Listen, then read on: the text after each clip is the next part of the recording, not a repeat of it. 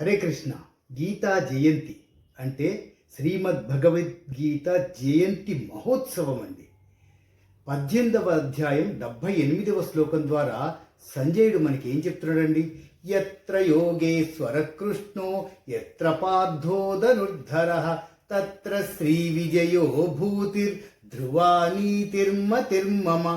ఎక్కడైతే శ్రీకృష్ణ పరమాత్మ ఉంటాడో అదే చోట ఎక్కడైతే ధనుర్ధారి అయిన అర్జునుడు ఉంటాడో, అంటే అర్జునుడు అంటే అక్కడ ఎగ్జాంపుల్గా అక్కడ మనలాంటి వాళ్ళు మనమందరం ఎక్కడైతే ఉంటామో శ్రీకృష్ణ పరమాత్మ ఉన్న చోట మనమందరం అంటే కృష్ణ భక్తులు కృష్ణుడిని తూచా తప్పకుండా నమ్మిన వాళ్ళు ఎక్కడైతే ఉంటారో వారికి విజయంలో తిరుగులేదు, ధైర్యంలో తిరుగులేదు, సాహసంలో తిరుగులేదు, అన్నీ సమకూరుతాయి.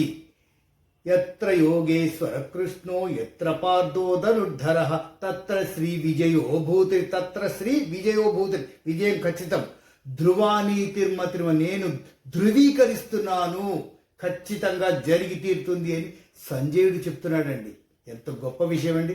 ఇలాంటి మహోత్సవంలో అందరం పాలు పంచుకుంటే ఇంకెంత గొప్పగా ఉంటుంది.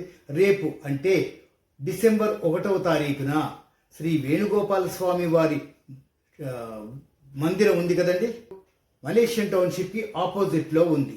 ఆ పైన కొండ పైన ఉందండి. ఎంతో ఆహ్లాదకరంగా అద్భుతంగా ఉంటుంది.